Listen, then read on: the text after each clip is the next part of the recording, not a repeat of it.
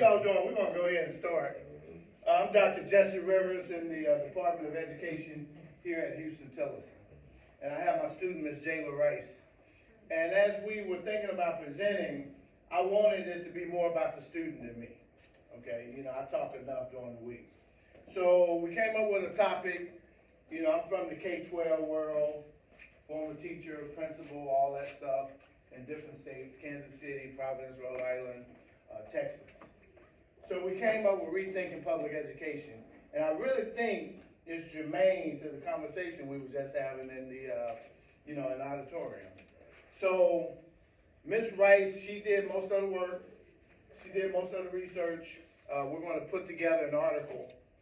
You know, of course, I'm going to lead the article. But I think this is monumental for a young lady who is only a junior. She's only a junior. And she's probably my best student.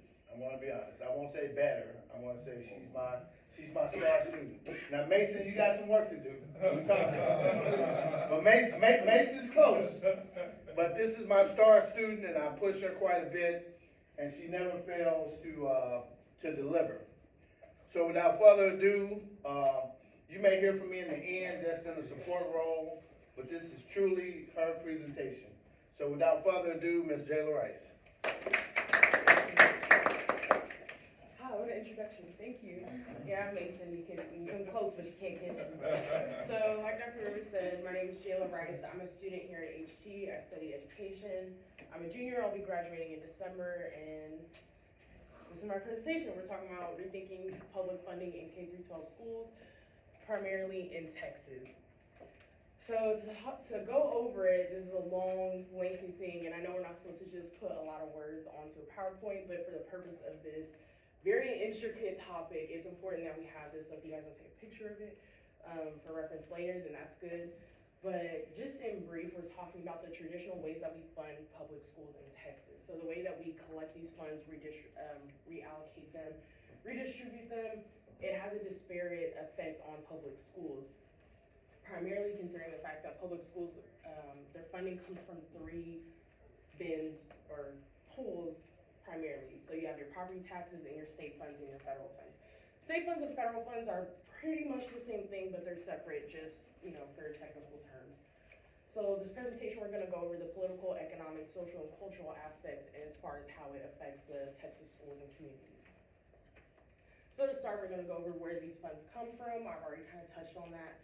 As far as property taxes, state and federal funds. So 64% of schools' budget in Texas is gonna come from the local property taxes. And the implications, how do we see this reflected in schools? What does this mean? 64% is more than half your budget, we all know that. So you only have 100%, 64% is that majority.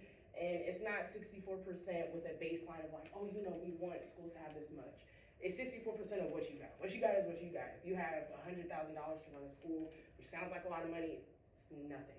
When we're talking about running a school, you have $100,000 as the majority of your budget, and the 36 remaining percent is going to come from your state and your federal funds. So what does this mean? How do we see this reflected? Schools in poor areas are going to have a low budget because they're relying on that tax revenue. So if you have a school, say Lake Travis ISD, are any of you familiar with Lake Travis? I want to say a school district that is pertinent. Okay, so I'm trying to think of a school. Well, I'll explain it to you. So Lake Travis is a school district that's around this area in Travis County. Very, very nice. A lot of the homes in the area are worth a couple $100,000 to $1 million. And because those are the homes in the area, the property taxes are based off of those homes. So 1% of that is going to be a good amount of money. It's gonna give a good base for a school's budget. So that brings us into my example. So I'm gonna be comparing two school districts in the Houston ISD Independent School District in Houston, Texas. So I have Yates High School, and then I have the Kinder High School for Performing Arts. Both sit at about 800 students, but Yates High School has a rating of a D, and Kinder High School has a rating of an A. And I know we all can read this chart, but I wanna go through it because I'm gonna highlight specific parts and why those parts are important. So the percentage of students in poverty for Yates is 93, the percentage in Kinder is 17%. Graduation rates are 77% for Yates and 98.9% in Kinder. 60% of the students at Gates are at risk for dropping out, 9.9 in kinder. The average SAT score, 1257, 827. The average teacher salary, 54,855. So what that tells us is that we're already seeing this budget affecting our schools. These schools are in the same school district, so why are our teachers getting paid less? And drastically less too. That 4,000, when you're talking about, 50,000, 60,000, 4,000 is like, It's like $50 a paycheck. yeah, it's like $50 a paycheck, but what can you do with $4,000? You can start a master's program. I'm trying to start a master's program. That 4,000 would mean a lot to me. 4,000 when you're paying off loans means a lot. And then average teacher experience. Here's something I also want to highlight. The average teacher experience is about the same. So why are our teachers getting paid less? And again, we're gonna go back and we're gonna highlight the percentage of students that are living in poverty. So we can all assume the students living in poverty, living with their parents or guardians, and that's where our property taxes are coming from. If everyone here is living in poverty, the homes are probably not gonna be homes that have built equity, homes that haven't been there for a long time, homes that haven't been built up. The community doesn't have a lot of businesses, or the businesses that are there are run down. They don't have a lot of money coming in. They're not worth a lot of money in the grand scheme of things. And so again, what does this mean? So this means low value properties equal low tax revenue. When you don't have a lot of money coming in, you don't have a lot of money to pour into these schools. Sorry. No, it's okay, come on. I'll let you guys get comfortable. So again, low value properties equal low tax revenue. So if we have a building that's worth, say, $50,000, and you only get 1% of that, again, that's not a whole lot of money. Versus you have a building worth $1 million, that's way more money. So the average tax percentage is about the same across the state of Texas. But that percentage means a lot when you're talking about how much each property is worth. So this brings us to the comparison of wealthy versus impoverished schools must be made. So when we're talking about education in Texas, and not just Texas, but all over America, it's always been equal. Even when we were talking about segregation, separate but equal. Equality has always been the thing. But if schools in Texas and across America were truly equal, we wouldn't have to talk about wealthy versus poor. It would just be schools in Texas. It would just be schools in America.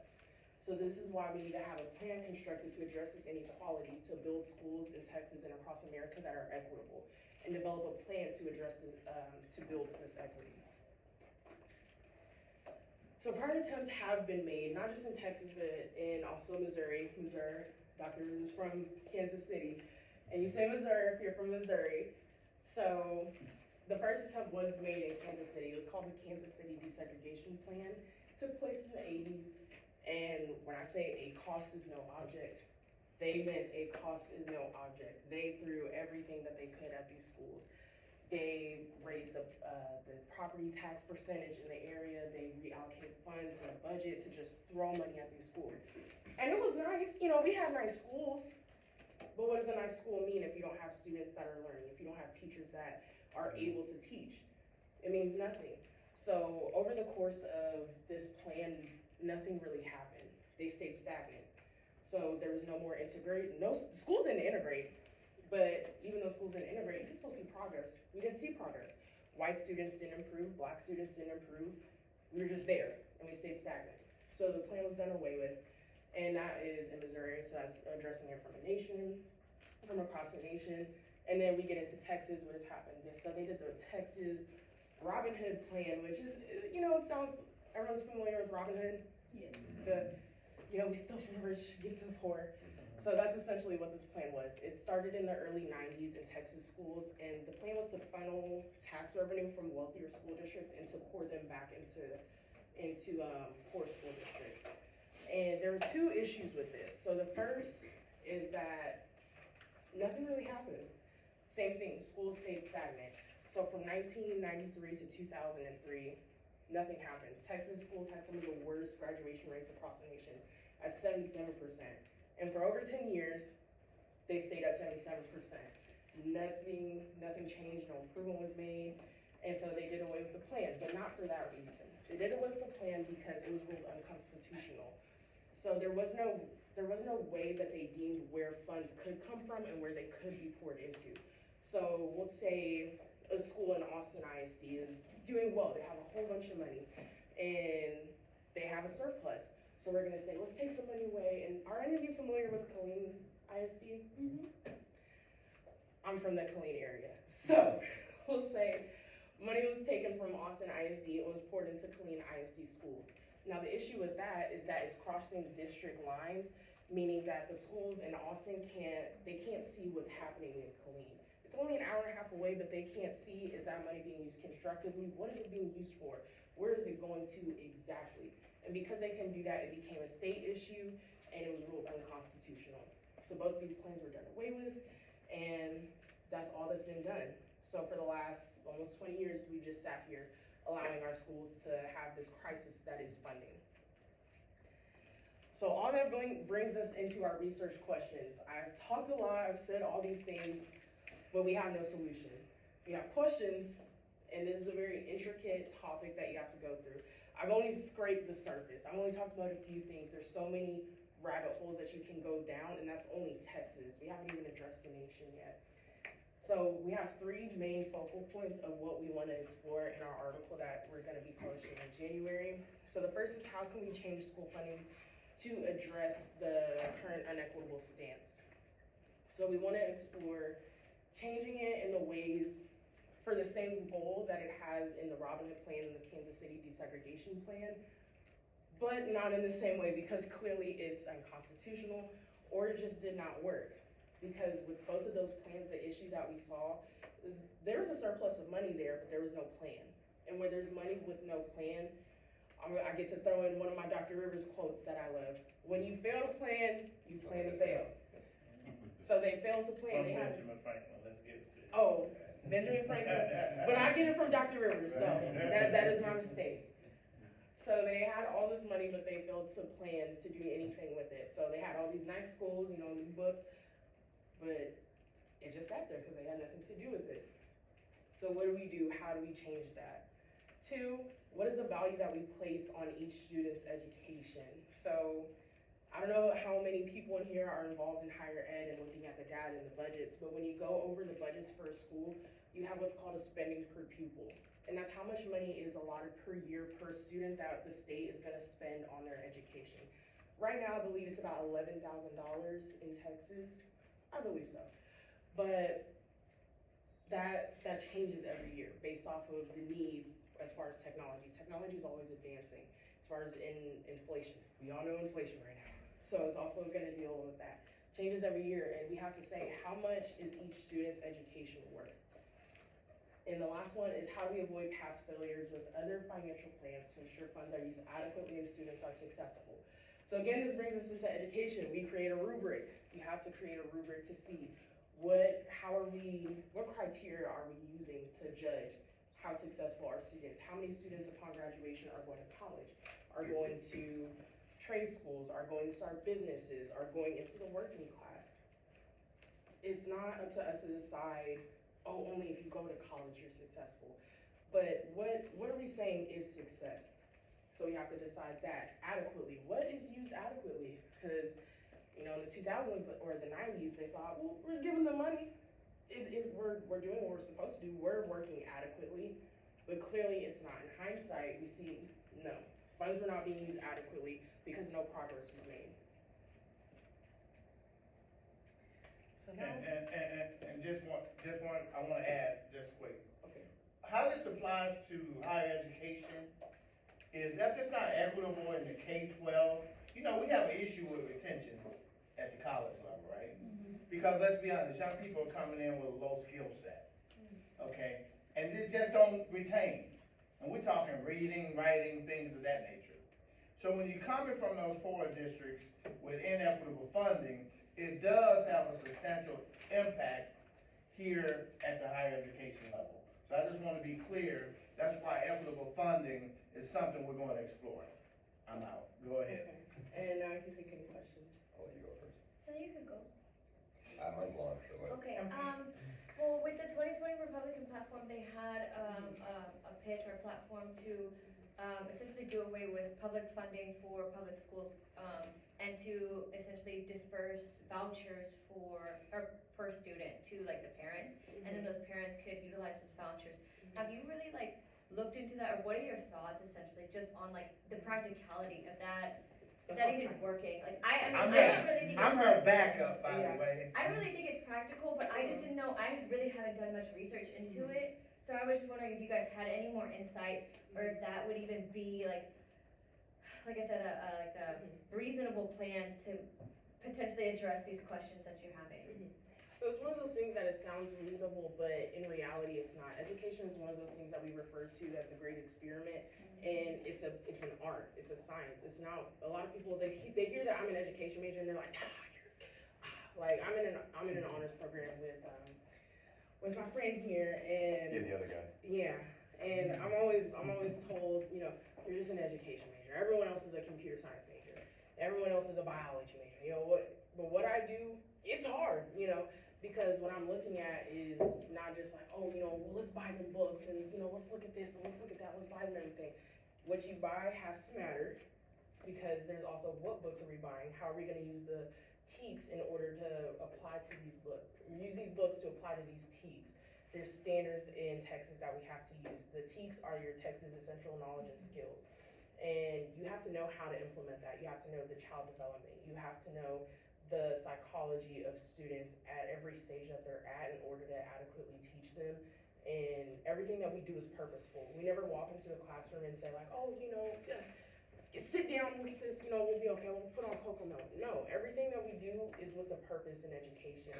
And yeah, I'm not putting, and that's not to say that I'm putting down parents and that they don't know what's best for their kids or how to teach their kids, but there does come a point in education where you need someone who has studied these things in order to implement the resources adequately.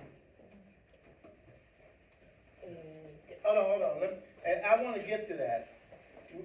School choice sounds good, right?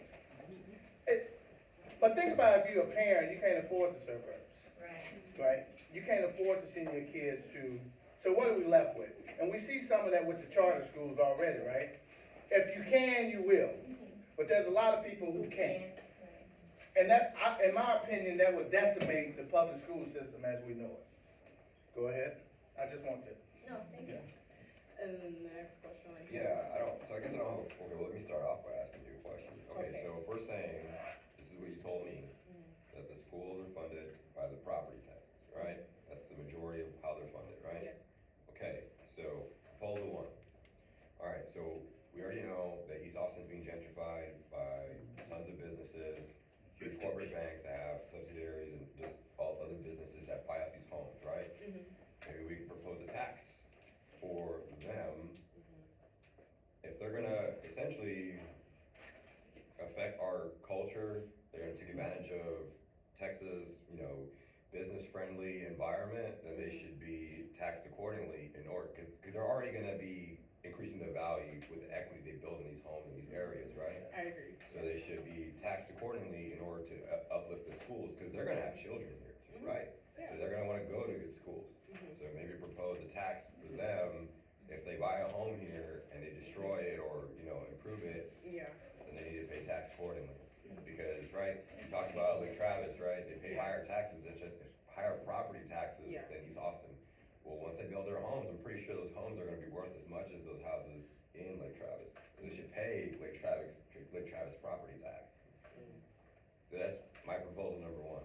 Yeah. Proposal number two, to tackle your question about like, well, how do we, Is it okay if I stop you there? yeah, go ahead. Okay, because that was long, so I was like, there's 1, 2, and 3. I want to address each thing, and I don't want to forget. So to address that, I like what you're saying, and I agree with what you're saying.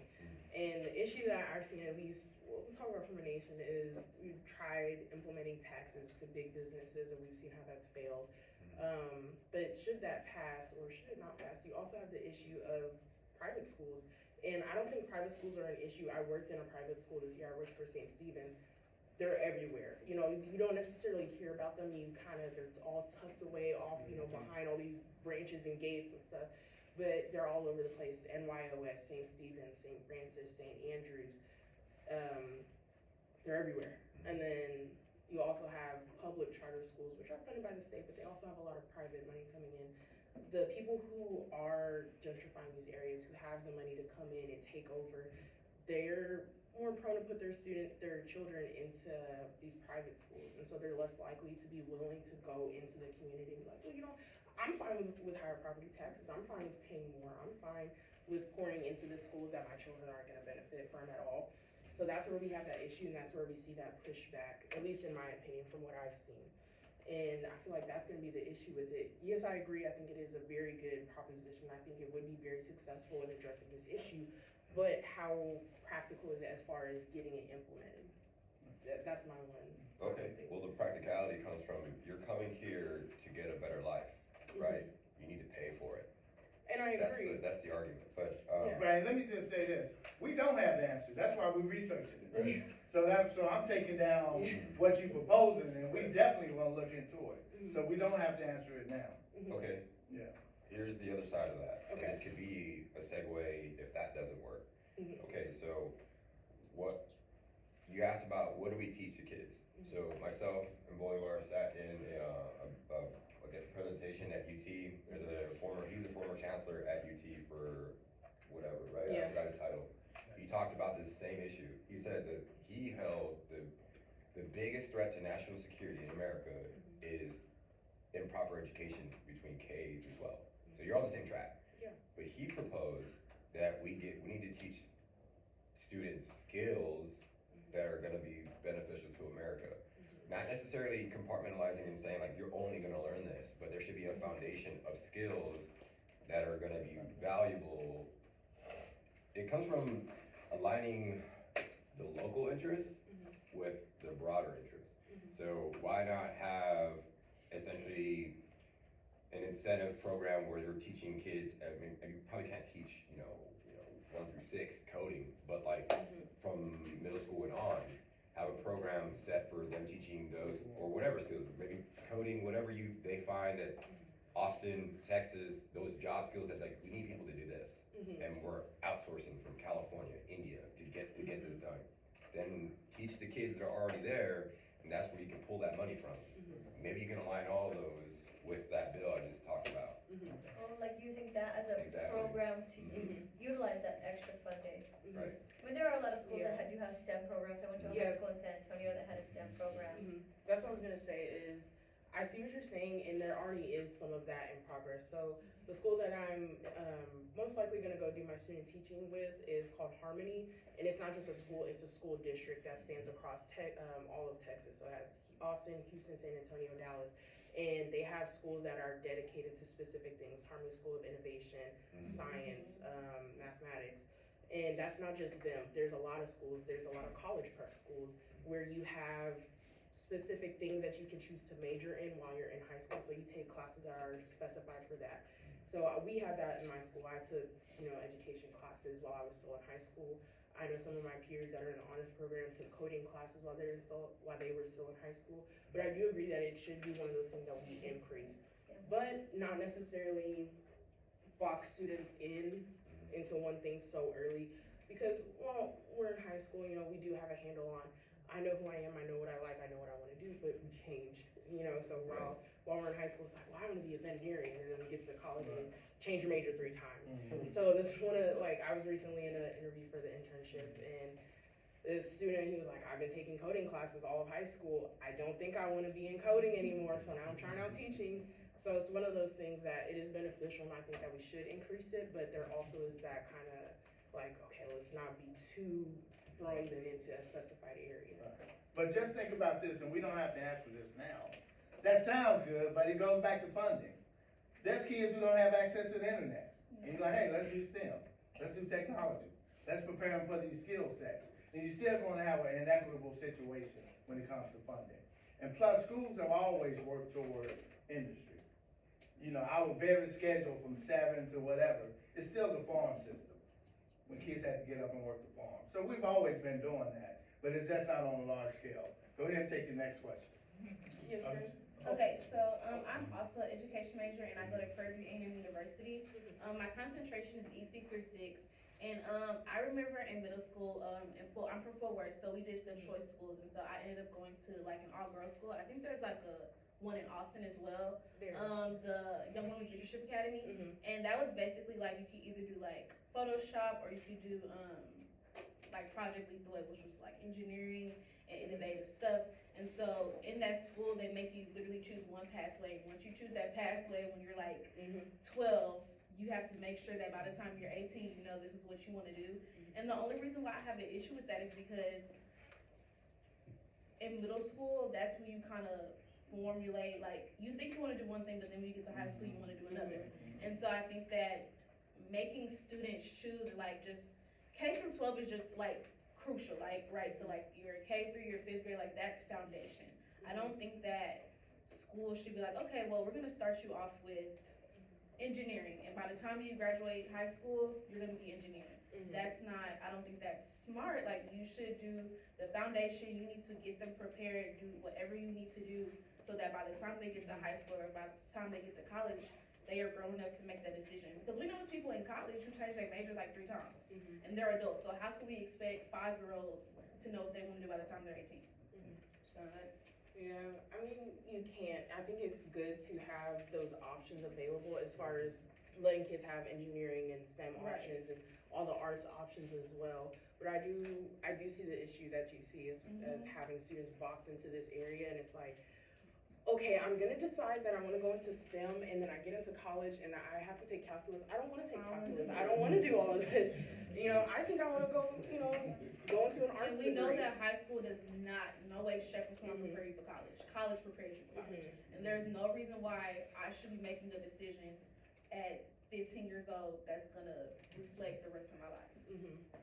And then, I just wanted to comment, on what he said. I agree and disagree with you as well. So here's my idea. I think, and maybe you guys agree or disagree, the education system is outdated. Whether you want to admit it or not, it's extremely outdated. We have to evolve. One of the things that we do nowadays, we're still teaching, excuse my language, but stuff from back there that is no longer relevant in today's age. So my proposition is like, teach what is fundamental for me to be successful in college. And that means reading, understanding how to solve problems, critical thinking, and then how to communicate with people, develop empathy and stuff like that is relevant. Don't teach me about the 30th president in the United States that is no longer relevant in corporate America. And I understand some people may be offended with that.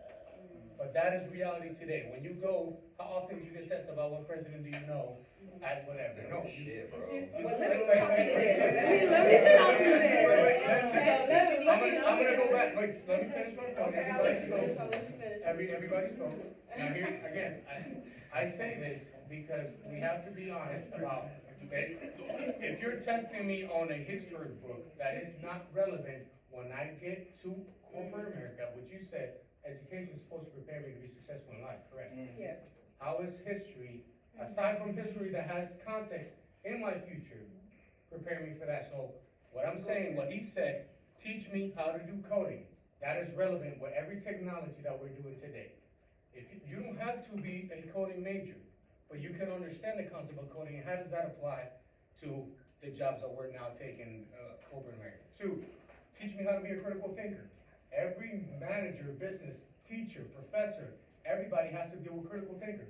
How many of you are good at critical thinking? Hell, let alone holding a conversation. We got in front of legislators yesterday, and we couldn't even hold a conversation. I wasn't here yesterday. Now we got you, and we wanna keep it moving. Hey, first of all, I love the passion, and Jeala would tell you, I'm always letting my education students know, you guys are the future, you're gonna have to take it. Okay, we've done our part, now we passing the baton. So you guys are gonna have to be the change you want. But you are a little, I'm too blunt. you contradict. Okay. Just a slight contradiction, you're right.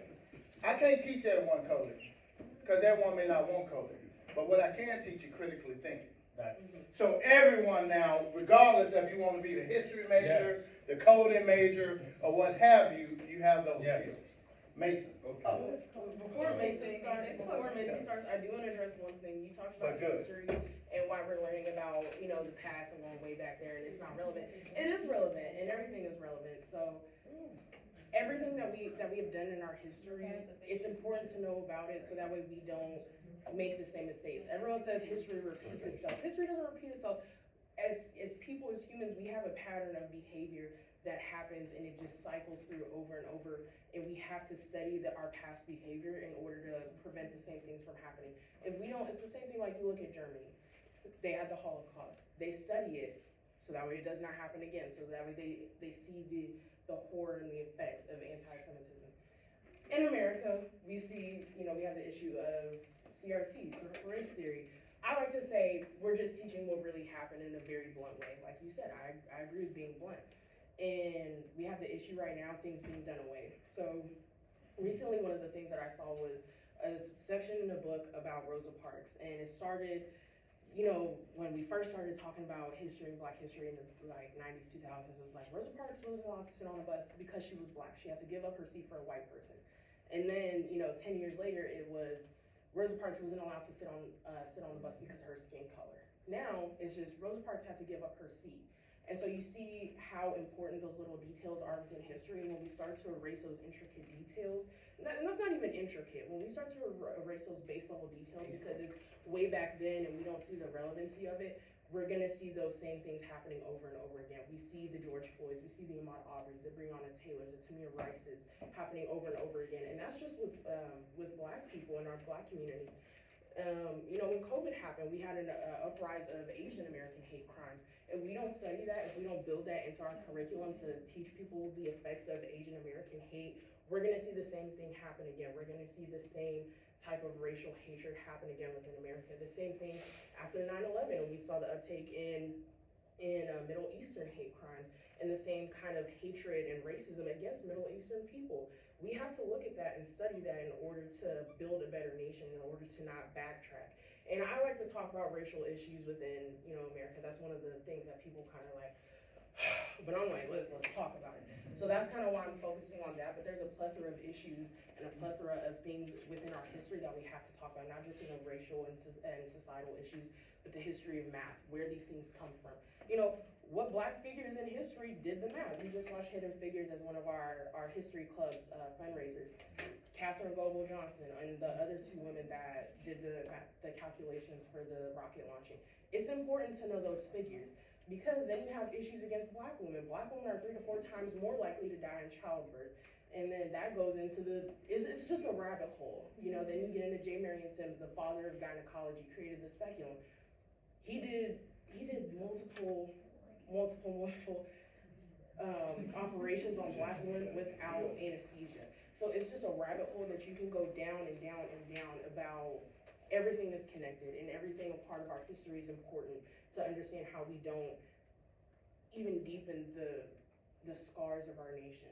Okay. But I could go on and on. Yeah. Mason?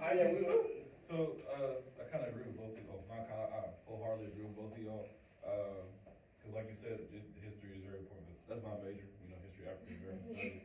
So, but like you said, Black figures, like even before during the NASA program that even started, even in ancient times, the Greeks like Pythagoras and all of them went to Egypt and Africa to learn math. So those are Black figures right there. And with the CTE in schools, like my school, I'm from Fort Worth. I went to Trimble State High School, which is the best high school in Fort Worth. Nobody tells you that. I'll tell you the truth. And we had majors like culinary arts, engineering, we had business, we had education. So it was pretty much like a small college. But if a student wanted to change their major, they were allowed to. And if not, then they could just get a regular diploma and then focus on what they want to do later on. But I do feel like besides pushing students to go to universities, I'm not saying that, there's nothing wrong with this, but we also push them towards trade schools as well, because a lot of students are discouraged when we force them to go to universities and they drop out because like the basic stuff is not really like learning math and English may not be beneficial for them. But when pushing towards trade school, they can go be barbers, chefs, anything else. So that's Dr. Stewart. Okay. We only have 5 minutes, so we're gonna do Dr. Stewart, and then I promised the gentleman in the back. And then I'll be that's my quick last too. question. I appreciate your comments because I think that, I do think a lot of times education lags behind. Oh, yeah. We're And- way behind. Yeah, and I don't mean like Kate, I just mean education Yeah. in general, but I think a key is, developing like, we talk about developing critical thinkers, but also lifelong learners, because we can't in a classroom learn everything that we need to learn.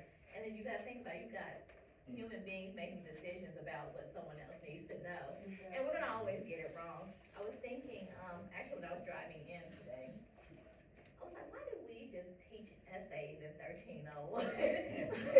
Cause I'm doing a study with, some graduates, and we were talking about the types of writing they do in the workplace, and they're like, we don't write any essays, we do all this other types of writing. And I'm like, like some of our upper level classes, we move beyond that. But I'm like, the same skills that we're teaching students in an essay, we could, and I was just contemplating ways that we could get students more interested in like first year writing and not approach it from such a fear perspective. And so I just want to say I appreciate that, and I agree that education lags behind, and I always kind of ponder with this idea though, does education which comes first, education or profession, or profession education, like which is leading the other, and ultimately I think they should be working together. Good afternoon, I'm now Howard, I attend Kirby University. Right. I just want to make just a comment about one of the comments that you made about critical thinking. To be a critical thinker, you have to be able to understand the world that you live in and the context that you're in, whether you're at work, whether you're at home, whether you're voting. So about the comment about why we're learning about presidents that are the 30th president or presidents that were 30 years ago is because not only as citizens should we be serving the country in terms of like our professional work, being able to advance the country financially, but we should also be active civic citizens. And to be a citizen that is active civically, you need to be able to know who was president 5 years ago, 10 years ago. You need to be able to make conscious decisions about how you're voting, because you end up situations like this in Texas where we have Abbott, we have Abbott for a second term, but we know Abbott is up there doing a whole bunch of what? Nothing. I agree with you guys, but who was the seventh president? Who was the I don't seventh? know. Who was the eighth president? Andrew Jackson. But That's cheap. But it doesn't matter, exactly. I said Andrew Jackson Did you, do matter. but did you tell me who it Because was right do you now? know what he did? I don't know about it. Yeah. That's what I'm saying. let's bring it to, hold on, let's bring it to the center, because I want to give Ms. Rice her due. Listen, this democracy in action though. We have our differences. We have our way to see things. And that's part of how do we learn to talk and to debate and to discuss without, we see in the world of politics now, if you disagree with me, I gotta hate you. No. And that shouldn't, We don't have to do that. in the world of politics today. But that doesn't have to be true. And I will say this, you guys are that change, young people. You guys are the change. If you don't like it, change it. I'm telling you, the power is in your hand. And I am rooting for you. Because you're right, there's some archaic stuff that we're still doing. Yes. Okay? You're right. There's some things we shouldn't be doing. COVID changed the game. So I'm depending on you, and hopefully your professors are pushing you to make that change. Because I'm almost out the game. I'm almost in the Bahamas. Trust me. Beer belly growing, wife, I'm almost there. But I want to look back and know that there's young people that's equipped to make these changes and to have these discussions. And if you don't like it, change it. That's the power of the HBCU. And you guys are going to do it. Ms. Jeala, you ended. So I do understand, because I got up on my little soapbox and started going in. I do agree with what you said, that we do need critical thinking skills, and that is something that our upcoming generations, and even some of our generation definitely lacks, as well as communication skills. That is one of the things that I definitely see everybody struggling with, and starting with us going down to K through 12, and like I said in the internship interview, that I had yesterday, one of the applicants, he was a junior in high school, but he was at an accelerated high school, so they threw him in with college applicants, and he struggled. You know, we all get nervous. We all say likely, we all say but he was struggling to form his thoughts. You know, said a lot, said like a lot. Not just him, but 3 of the other people. It was a group interview, like 10 of us, and half of us were struggling to form our thoughts, to convey what we're saying, to listen to the question and actually answer it. Because some people went on a tangent. I was like, I don't even know what you're talking about right now. And it's one of those things that you definitely see, not just yesterday, but also in, you know, classes whenever I go to schools and see K through 12, see that happening. When I was at work with my 6th grade girls, I see that happening.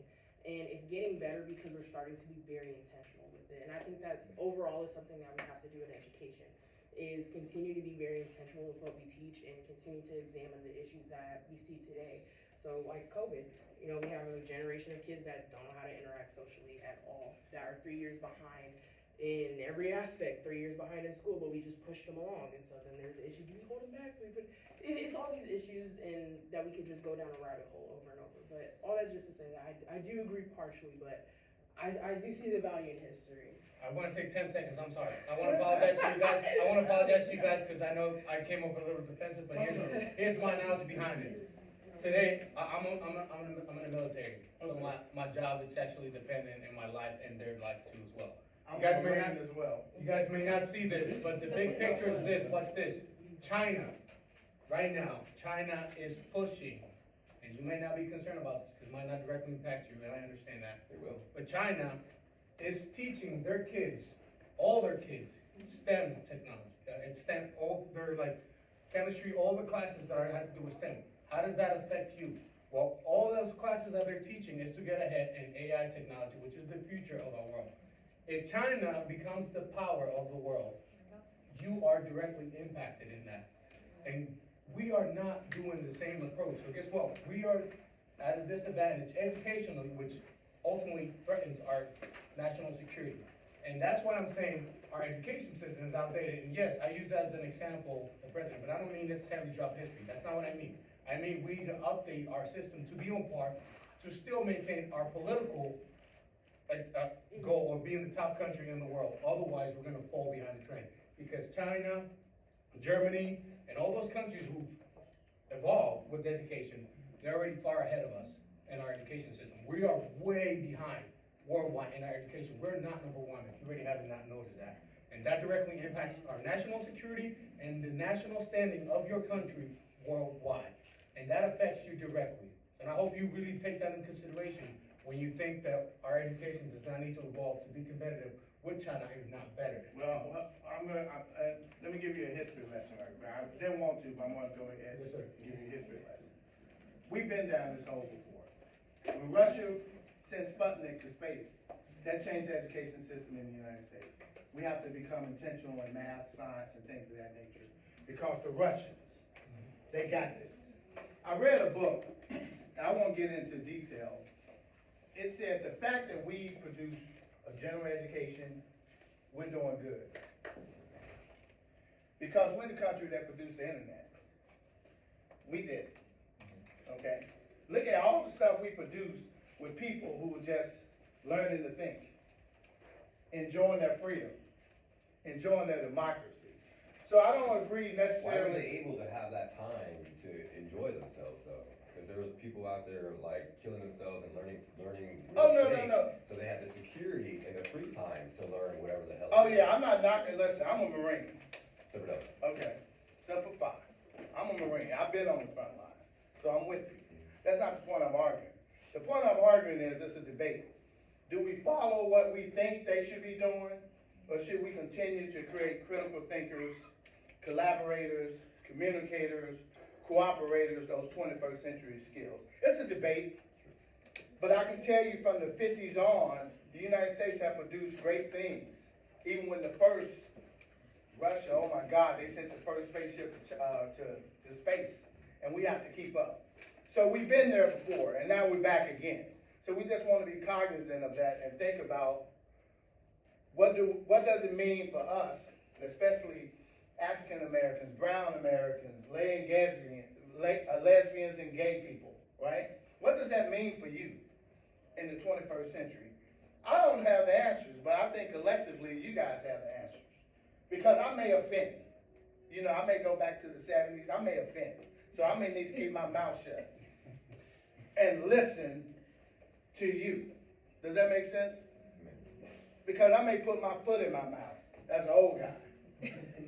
And I may need to just say, let me follow you all and learn from you all. I think so many times us old heads, we don't know what we're talking about because we're not listening to you all. Because you guys have the next 50, 60 years here. I don't. I don't have another 50 years in me. Probably not. If I do, I'll be on TV somewhere. You know, on the news, old guy, you know. So, Ms. Rice ended up. So, we're out of time for our room, but. I'm sorry, I destroyed your stuff. No, you didn't. We love it. The whole point, I try to keep the overall presentation condensed enough so that we could have these discussions. But if you guys want to continue the discussions, you can reach Dr. Rivers at this email, and I'm reachable through this email. And any information about our school, I know everyone in this front section is from HB, but from Jarvis and Prairie View. This is our website where you can get any staff directory if you want to reach like our education professors, political science, or, you know, hear anything out, or maybe even transfer, you know, become a RAM. But that is our presentation today. So thank you guys for coming. Give it up for Ms. Rice. These are. I'm so glad that I got. Thank you so much for coming.